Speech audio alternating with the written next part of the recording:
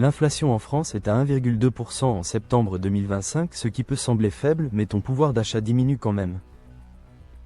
Aujourd'hui, je vais te montrer exactement combien l'inflation te coûte chaque année et surtout comment protéger ton argent avec des stratégies concrètes.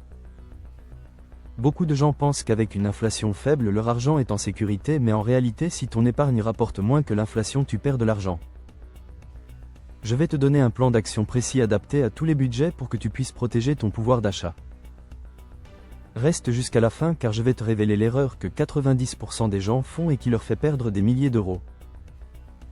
Commençons par comprendre ce que l'inflation te coûte réellement avec un calcul simple sur 10 000 euros d'épargne bloquée.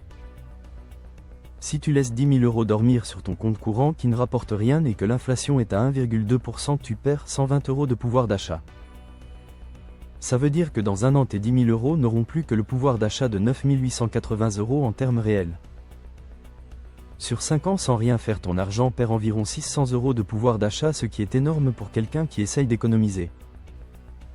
Le problème, c'est que beaucoup de Français laissent leur argent sur des comptes qui ne rapportent rien ou presque et se font grignoter silencieusement.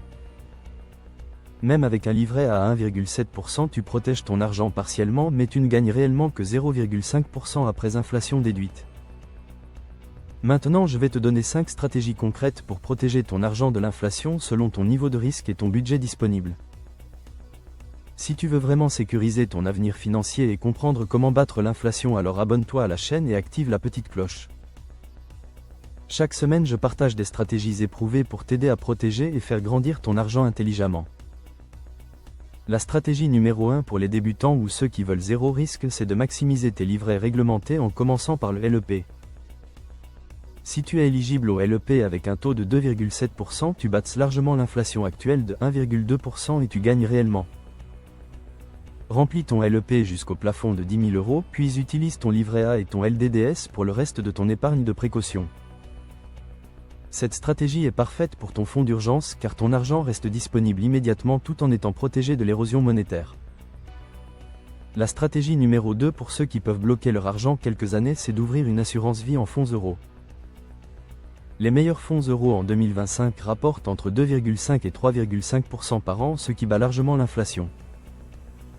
Contrairement au livret, l'assurance vie a une fiscalité avantageuse après 8 ans et tu peux retirer ton argent quand tu veux même si c'est moins liquide. Privilégie les assurances vie en ligne comme Linksea, Boursorama ou Fortuneo qui ont des frais très bas voire nuls pour maximiser ton rendement. La stratégie numéro 3 pour ceux qui acceptent un peu plus de risques, c'est d'investir progressivement en bourse via des ETF diversifiés. Les ETF qui répliquent des indices comme le MSCI World ou le S&P 500 ont historiquement rapporté entre 7 et 10% par an sur le long terme. Avec un tel rendement, tu battes facilement l'inflation et tu fais vraiment fructifier ton argent, mais attention, il faut investir sur au moins 8 à 10 ans. Tu peux commencer avec aussi peu que 50 euros par mois via un PA ou une assurance vie en unité de compte pour lisser ton risque. La stratégie numéro 4, c'est d'investir dans des actifs tangibles qui suivent naturellement l'inflation comme l'immobilier locatif. L'immobilier locatif te permet de générer des revenus passifs avec les loyers qui augmentent généralement avec l'inflation, donc ton pouvoir d'achat est protégé. Si tu n'as pas le budget pour acheter un bien en direct, tu peux investir dans des SCPI qui sont accessibles dès quelques centaines d'euros. Les SCPI de qualité rapportent entre 4 et 5% par an en dividendes, ce qui couvre l'inflation et te génère un revenu complémentaire. La stratégie numéro 5 pour les plus avancés, c'est de diversifier avec des actifs alternatifs comme l'or, les matières premières ou les crypto-monnaies. L'or est historiquement une protection contre l'inflation car sa valeur augmente quand les monnaies perdent de leur pouvoir d'achat, mais c'est un placement défensif. Tu peux acheter de l'or physique sous forme de lingots ou de pièces ou investir dans un ETF or pour plus de simplicité et de liquidité. Les crypto-monnaies comme le Bitcoin sont parfois présentées comme une protection contre l'inflation, mais attention, c'est extrêmement volatile et réservé aux experts.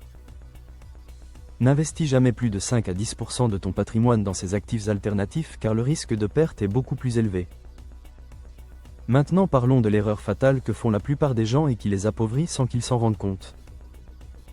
L'erreur, c'est de laisser la totalité de son épargne sur un compte courant ou un livret A en pensant être en sécurité alors qu'on perd. Même si tu as l'impression de ne pas perdre d'argent parce que ton solde bancaire ne baisse pas, tu perds du pouvoir d'achat chaque année. Il faut absolument diversifier ton épargne entre plusieurs types de placements selon tes objectifs à court, moyen et long terme. Garde 3 à 6 mois de dépenses sur des livrets pour les urgences, puis investis le reste dans des placements qui battent réellement l'inflation. En conclusion, l'inflation à 1,2% peut sembler faible, mais elle grignote silencieusement ton pouvoir d'achat si tu ne te protèges pas. Utilise les 5 stratégies que je t'ai données selon ton profil, maximise tes livrets réglementés, ouvre une assurance vie, investis en ETF, en immobilier et diversifie intelligemment. N'oublie pas que la meilleure protection contre l'inflation, c'est d'investir ton argent plutôt que de le laisser dormir sur un compte qui rapporte rien.